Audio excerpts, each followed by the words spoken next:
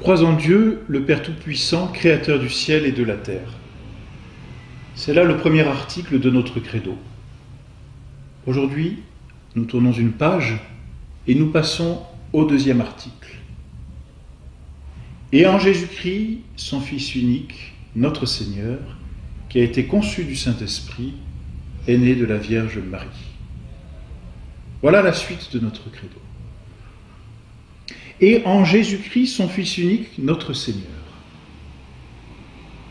Nous l'avons comme annoncé la dernière fois, ou plutôt, Dieu nous l'a promis, ce Sauveur, qui s'appelle Jésus-Christ, notre Seigneur, notre Sauveur. Il est notre Sauveur, il est notre Seigneur, c'est-à-dire qu'il a tout pouvoir sur nous, il nous a rachetés. En nous achetant, il devient notre Maître. C'est pourquoi nous l'appelons notre Seigneur. Notre Seigneur Jésus-Christ. Mais qui est notre Seigneur Jésus-Christ? Notre article du Credo nous dit « Et en Jésus-Christ, notre Sauveur, son Fils unique ». C'est-à-dire que celui qui nous a rachetés, notre Seigneur, notre Maître, est aussi le Fils unique de Dieu. C'est là ce que l'on appelle le mystère de l'incarnation. Le mystère de ce Fils de Dieu, et nous avons vu lorsque nous avons parlé de la Sainte Trinité, de cette deuxième personne de la Sainte Trinité, le Fils, le Verbe, la sagesse, cette parole qui jaillit éternellement de Dieu et qui engendre le Fils unique, ce Fils unique, Dieu, le Fils, est notre Seigneur, Jésus-Christ.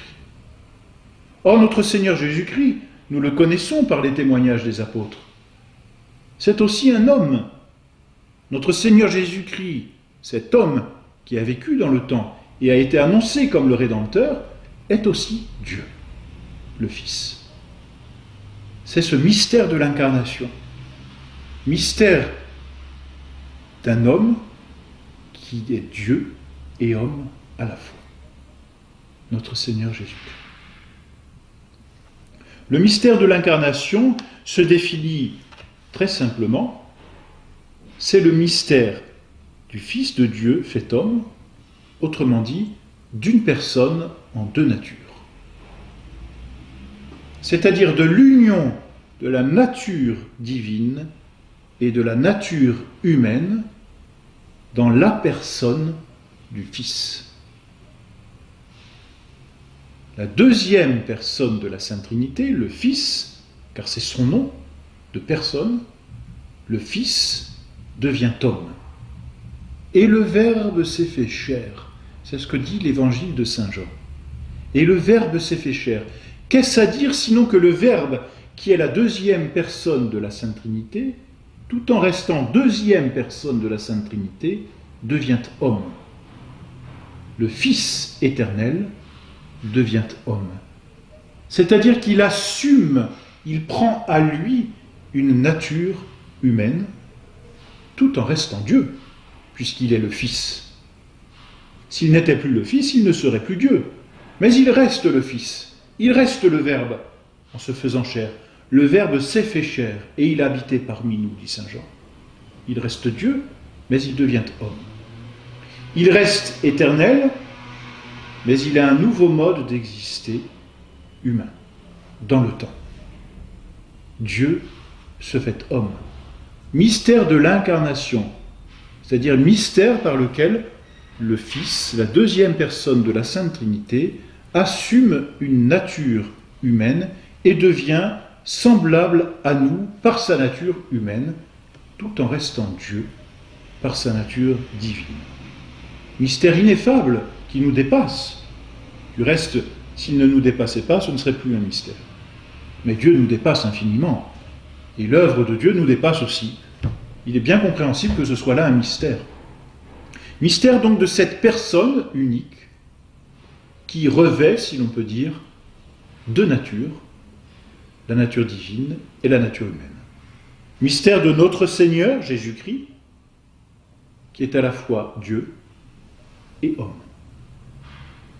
Il s'appelle Jésus parce que ce mot Jésus, qui est du reste donné par Dieu, c'est l'ange qui le dit, à la très sainte Vierge. Il s'appelle Jésus parce que Jésus signifie sauveur. Et il est notre sauveur.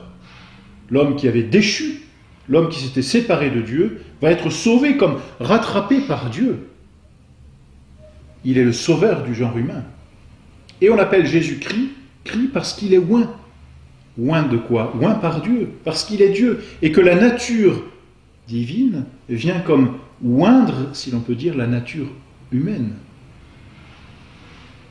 Et cette onction, du reste, on en trouve des images dans l'Ancien Testament, de véritables figures d'ailleurs, et même des réalités. L'onction servait dans l'Ancien Testament à faire les rois, les prêtres et les prophètes. Or, notre Seigneur Jésus-Christ, de par l'onction de sa nature divine sur la nature humaine, est parfaitement et pleinement, et dès sa naissance, il est roi, il est pontife, prêtre, il est prophète. Il est prophète, saint Luc le dit, il fut un prophète puissant en acte et en parole. Il est prêtre, tu es sacerdos in aeternum, tu es prêtre pour l'éternité, selon l'ordre de Melchisédek. Et du reste, nous le reverrons, il est prêtre tout particulièrement sur la croix, dans son sacrifice, parce que le sacrifice est l'œuvre du prêtre. Et il est roi. Pilate qui l'interroge, tu es donc roi? Notre Seigneur lui répond, oui, tu le dis, je suis roi. Il est roi de droit, il est prêtre de droit, il est prophète de droit, parce qu'il est Dieu et que sa nature divine est l'onction qui se répand sur la nature humaine. Mais non seulement il est de droit, mais il est par excellence, puisqu'il est Dieu, et que c'est sa nature divine qui oint, si l'on peut dire, sa nature humaine.